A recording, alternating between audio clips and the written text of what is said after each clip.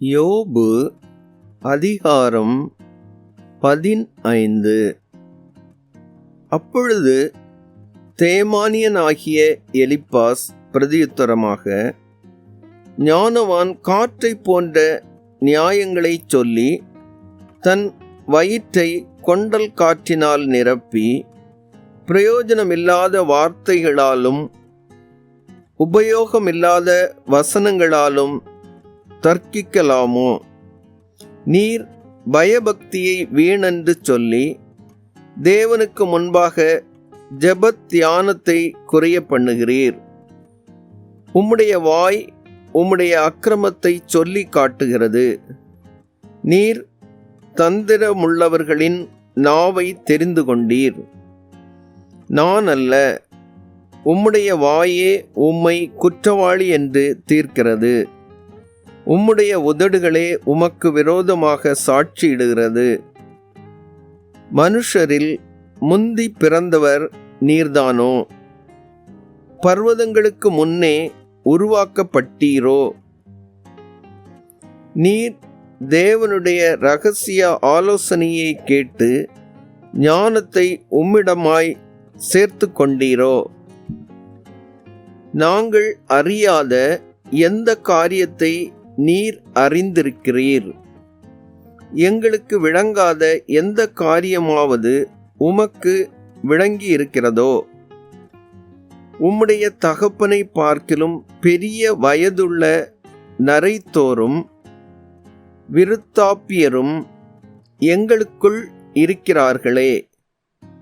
தேவன் அருளிய ஆறுதல்களும் உம்மோடே சொல்லப்படுகிற மிருதுவான பேச்சும் உமக்கு அற்ப காரியமாய் இருக்கிறதோ? உம்முடைய இருதயம் உம்மை எங்கே கொண்டு போகிறது? உம்முடைய கண்கள் நெறித்து பார்க்கிறது என்ன?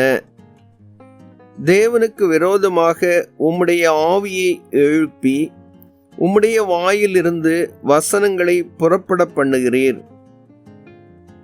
மனுஷனானவன் பரிசுத்தமாய் இருக்கிறதற்கும் ஸ்திரீயினிடத்தில் பிறந்தவன் நீதிமானாய் இருக்கிறதற்கும் அவன் எம்மாத்திரம்? இதோ தம்முடைய பரிசுத்தவான்களையும் அவர் நம்புகிறதில்லை. வானங்களும் அவர் பார்வைக்கு சுத்தமானவைகள் அல்ல. அநியாயத்தை தண்ணீரைப் போல குடிக்கிற மனுஷன் எத்தனை அதிகமாய் அருவருப்பும் அசுத்தமுமாயிருக்கிறான். உமக்கு காரியத்தை தெரிய பண்ணுவேன், என்னை கேளும். நான் கண்டதை உமக்கு விவரித்துச் சொல்லுவேன். ஞானிகள் தங்கள் பிதாக்கள் சொல்ல கேட்டு மறைக்காமல் அறிவித்ததையே நான் சொல்லுவேன். அவர்களுக்கு மாத்திரம் பூமி அளிக்கப்பட்டது. அந்நியர் அவர்கள் நடுவே கடந்து போக இடமில்லை. துன்மார்க்கன் உயிரோடு இருக்கிற நாளெல்லாம் துன்பத்தால் வாதிக்கப்படுகிறான். பலவந்தம் பண்ணுகிறவனுக்கு அவன் வருஷங்களின் தொகை மறைக்கப்பட்டிருக்கிறது. பயங்கரமான சத்தம் அவன் காதுகளில் தொனிக்கிறது. அவன் சமாதானமாயிருக்கையில் பாழாக்குகிறவன் அவன் மேல் வருவான். இருளிலிருந்து திரும்பி வர அவனுக்கு நம்பிக்கை இல்லாமல் பதிவிருக்கிறவர்களின் பட்டயத்துக்கு அவன் பயப்படுகிறான். அப்பம் எங்கே கிடைக்கும் என்று அவன் அலைந்து திரிகிறான். அந்தகார நாள் தனக்கு சமீபித்திருக்கிறதை அறிவான். இக்கட்டும் நெருக்கமும் அவனை கலங்கப் பண்ணி யுத்த சன்னத்தனான ராஜாவைப் போல அவனை மேற்கொள்ளும். அவன் தேவனுக்கு விரோதமாக கை நீட்டி சர்வ வல்லவருக்கு விரோதமாக பராக்கிரமம் பாராட்டுகிறான். கடின கழுத்தோடும் பருத்த குமிழுள்ள தன் கேடயங்களோடும் அவருக்கு எதிராக ஓடுகிறான். அவன் முகத்தை கொழுப்பு மூடி இருக்கிறது.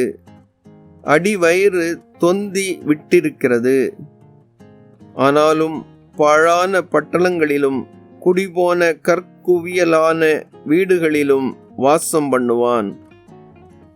அவன் ஐஸ்வர்யவானாவதும் இல்லை, அவன் ஆஸ்தி நிலைப்பதும் இல்லை. அப்படிப்பட்டவர்களின் செல்வம் பூமியில் நீடித்திருப்பதில்லை. இருளுக்கு அவன் தப்புவதில்லை. அக்கினி ஜுவாலை அவனுடைய கிளையை காய்ந்து போக பண்ணும். அவருடைய வாயின் சுவாசத்தால் அற்றுப்போவான். வழி தப்பினவன் மாயையை நம்பானாக. நம்பினால் மாயையே அவன் பலனாயிருக்கும். அது அவன் நாள் வரும் முன்னே அவனுக்கு பூரணமாய் பலிக்கும். அவனுடைய கொப்பு பச்சை கொள்வதில்லை. பிஞ்சுகள் உதிர்ந்து போகிற திராட்சை செடியைப் போலவும் பூக்கள் உதிர்ந்து போகிற ஒலிவ மரத்தைப் போலவும் அவன் இருப்பான். மாயக்காரரின் கூட்டம் வெறுமையாய்ப்போம். பரிதானம் வாங்கினவர்களின் கூடாரங்களை அக்கினி பட்சிக்கும். அப்படிப்பட்டவன் அநியாயத்தை கற்பந்தரித்து அக்கிரமத்தை பெறுகிறான். அவர்கள் கற்பம் மாயையை பிறப்பிக்கும் என்றான்.